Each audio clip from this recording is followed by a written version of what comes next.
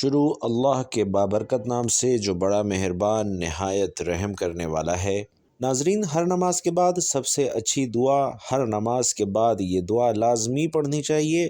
اللہ اور اس کے رسول اس انسان سے ہمیشہ راضی رہتے ہیں۔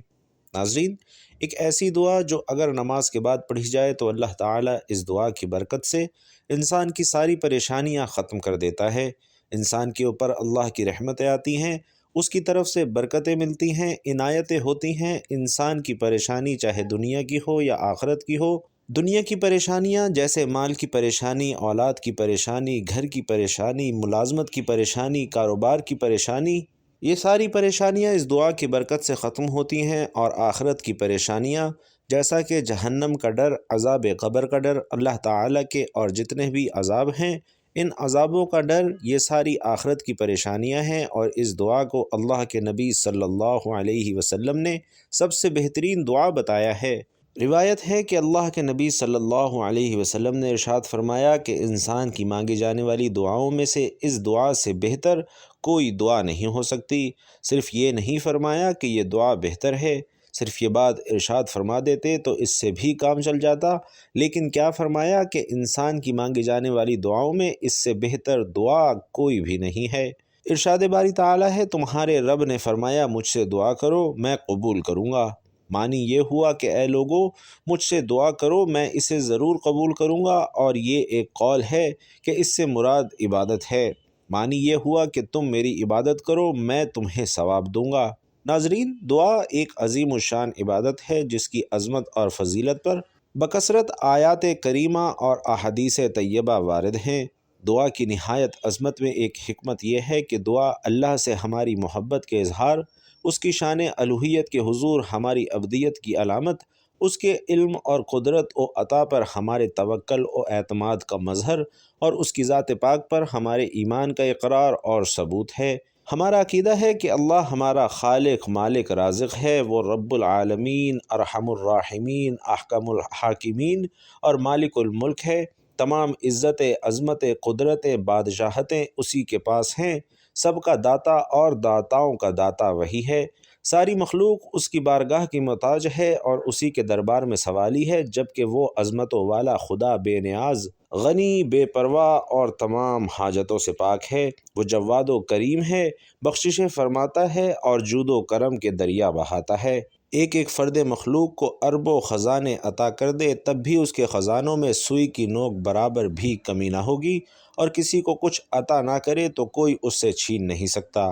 وہ کسی کو دینا چاہے تو کوئی اسے روک نہیں سکتا، اور وہ کسی سے روک لے تو کوئی اسے دے نہیں سکتا۔ ناظرین، جب ہم دعا مانگتے ہیں تو اللہ کے بارے میں یہی عقیدہ اور ایمان ہمارے دل و دماغ میں شعوری یا لاشعوری طور پر موجود ہوتا ہے، جو الفاظ و کیفیات کی صورت میں دعا کے سانچے میں ڈھل جاتا ہے۔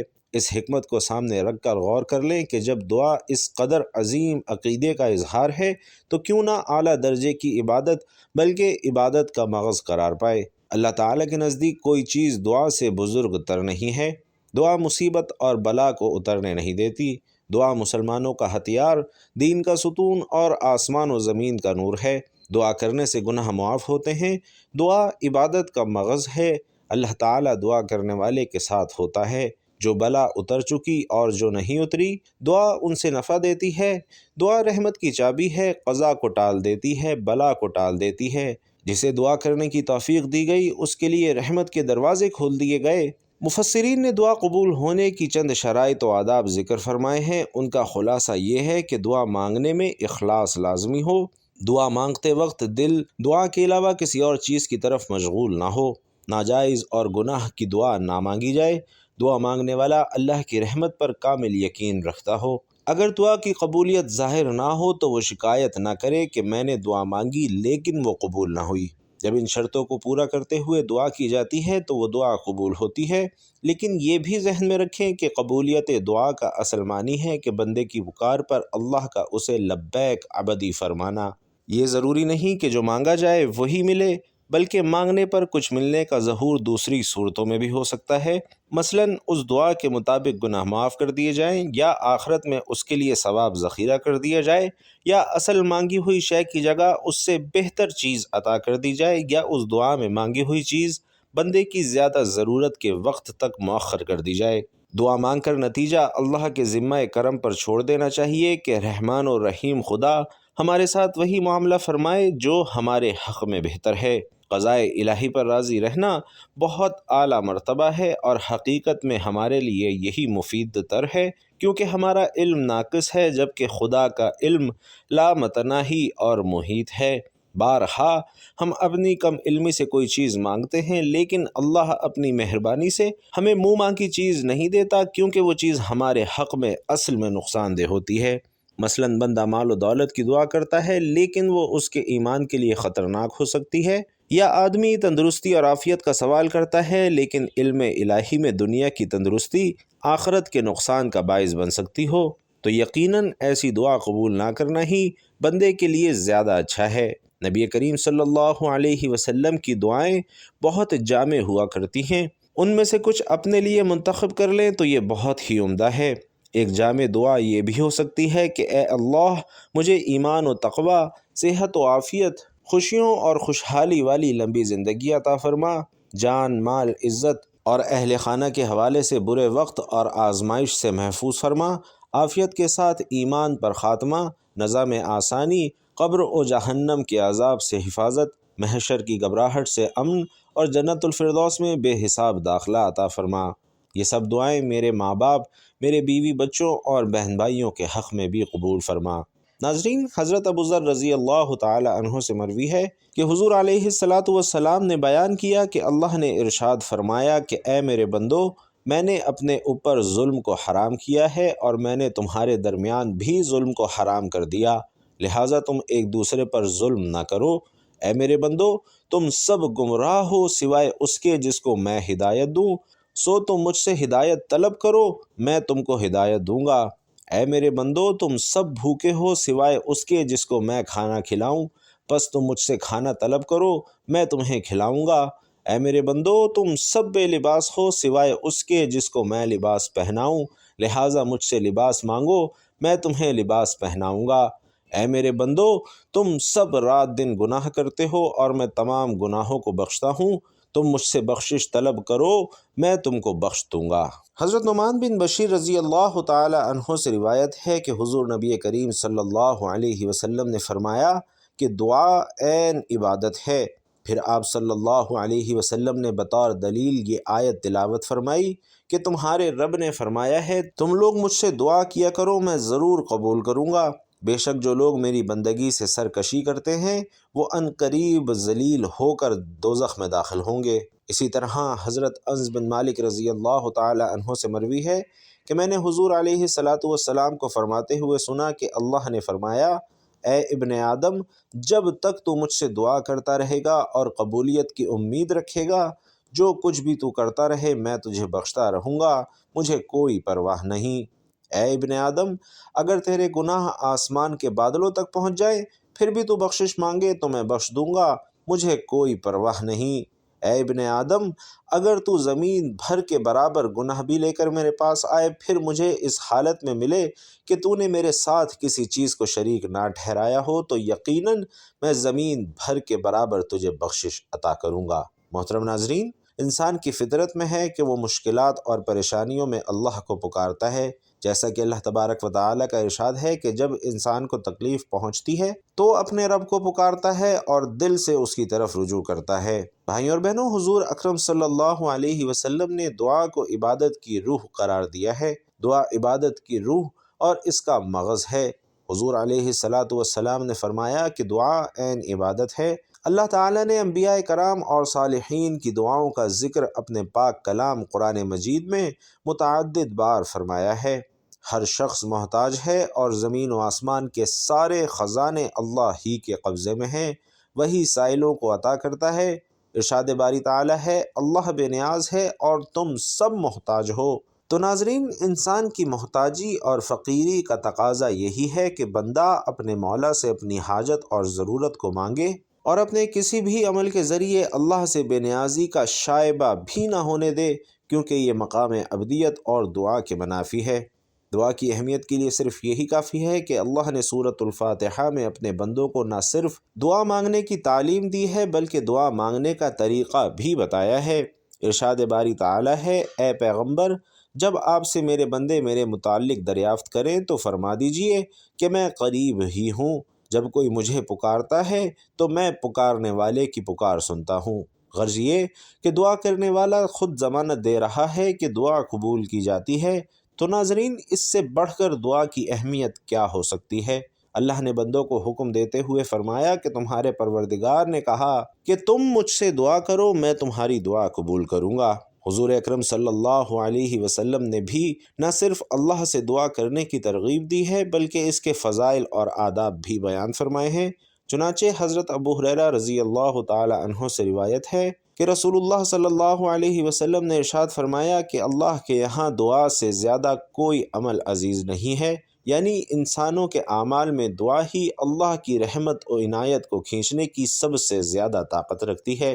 حضرت عبداللہ بن عمر رضی اللہ تعالی عنہ سے روایت ہے کہ حضور علیہ الصلاۃ نے فرمایا کہ تم میں سے جس کے لیے دعا کا دروازہ کھل گیا اس کے لیے رحمت کے دروازے کھل گئے، اور اللہ کو سب سے زیادہ محبوب یہ ہے کہ بندہ اس سے عافیت کی دعا کرے۔ حضور اکرم صلی اللہ علیہ وسلم نے دعا کو مومن کا خاص ہتھیار یعنی اس کی طاقت بتایا ہے، اور دعا کو ہتھیار سے تشبیہ دینے کی خاص حکمت یہی ہو سکتی ہے کہ جس طرح ہتھیار دشمن کے حملے وغیرہ سے بچاؤ کا ذریعہ ہے، اسی طرح دعا بھی آفات سے حفاظت کا ذریعہ ہے۔ نبی کریم صلی اللہ علیہ وسلم فرماتے ہیں کہ تمہارے پروردگار میں بدرجہ غایت حیا اور کرم کی صفت ہے۔ جب بندہ اس کے آگے مانگنے کے لیے ہاتھ پھیلاتا ہے تو اسے حیا آتی ہے کہ ان ہاتھوں کو خالی لوٹا دے، یعنی کچھ نہ کچھ عطا کرنے کا فیصلہ صادر ضرور فرماتا ہے۔ حضور صلی اللہ علیہ وسلم کا یہ ارشاد در حقیقت سائل کے لیے امید کی کرن ہے کہ اللہ ایسا کریم ہے جو مانگنے والوں کو کبھی محروم نہیں کرتا اور بندے کی مصلحت کے مطابق ضرور عطا کرتا ہے۔ ناظرین، حدیث اور قرآن سے جہاں دعا کی اہمیت اور فضیلت اور پسندیدگی معلوم ہوتی ہے، وہیں احادیث میں دعا نہ کرنے پر اللہ کی ناراضگی کی بھی وعید آئی ہے۔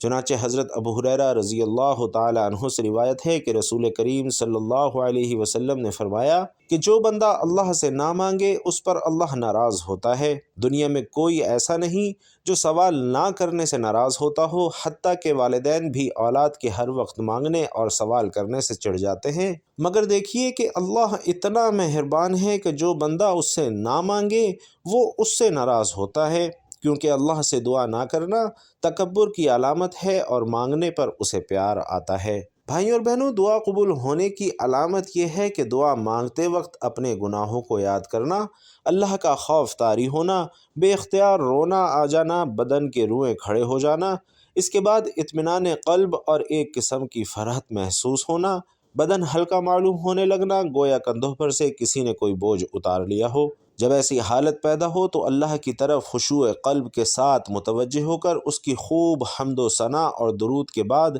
اپنے لیے، اپنے والدین کے لیے، رشتہ داروں، اساتذہ اور مسلمانوں کے لیے گڑ گڑا کر دعا کریں۔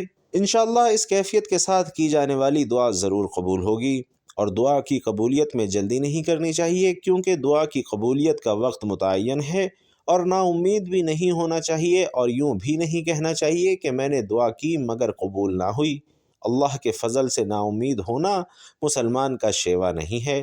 دعا کی قبولیت میں اللہ کبھی کبھی مطلوب سے بہتر کوئی دوسری شے انسان کو عطا فرماتا ہے، یا پھر آنے والی کوئی مصیبت دور کر دیتا ہے۔ تو ناظرین، خلاصہ کلام یہ ہے کہ دعا مظہر عبدیت اور ایک اہم عبادت ہے۔ دعا مضطرب قلوب کے لیے سامان سکون، گمراہوں کے لیے ذریعہ ہدایت، متقیوں کے لیے قرب الہی کا وسیلہ، اور گناہ گاروں کے لیے اللہ کی بخشش اور مغفرت کی باد بہار ہے۔ اس لیے ہمیں دعا میں ہرگز کاہلی اور سستی نہیں کرنی چاہیے، کیونکہ یہ بڑی محرومی کی بات ہے کہ ہم دشمنوں سے نجات اور طرح طرح کی مصیبتوں کے دور ہونے کے لیے بہت سی تدبیریں کرتے ہیں، مگر وہ نہیں کرتے جو ہر تدبیر سے آسان اور ہر تدبیر سے بڑھ کر مفید ہے، یعنی دعا نہیں کرتے۔ اس لیے ہمیں چاہیے کہ ہم اس اہم اور محتمم بالشان عبادت کے اراکین و شرائط اور واجبات و مستحبات کے ساتھ اور منہیات اور مکروہات سے بچتے ہوئے اپنے خالق و مالک کے سامنے وقتاً فوقتاً خوب دعائیں کریں۔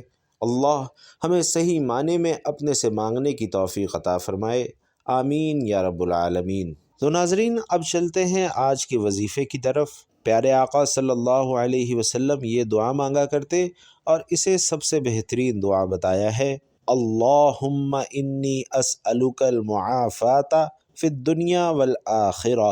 دوبارہ سماعت فرما لیں، اللہم انی اسألک المعافات فی الدنیا والآخرہ، اور اس کا ترجمہ ہے کہ اے اللہ پاک، میں تجھ سے دنیا اور آخرت میں عافیت کا سوال کرتا ہوں۔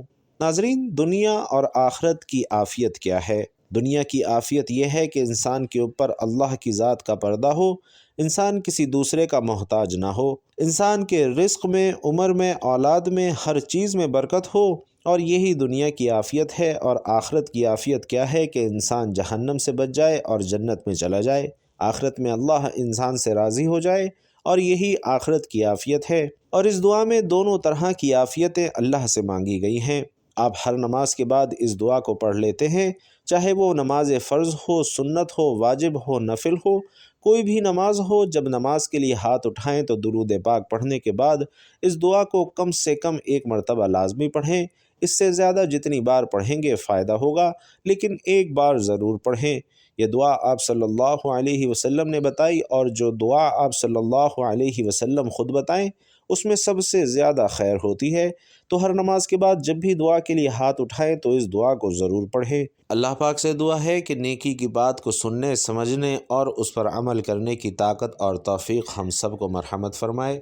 میرا سنانا اور آپ کا سننا اپنی بارگاہ میں قبول و منظور فرمائے، آمین یا رب العالمین۔ ناظرین، آخر میں آپ سے گزارش ہے کہ اللہ تعالیٰ کے 99 ناموں میں سے کوئی بھی ایک نام لکھ کر کمنٹ باکس میں ضرور شیئر کیجئے گا۔ اللہ تعالیٰ ہم سب کا حامی و ناصر ہو، آمین۔ السلام علیکم ورحمۃ اللہ۔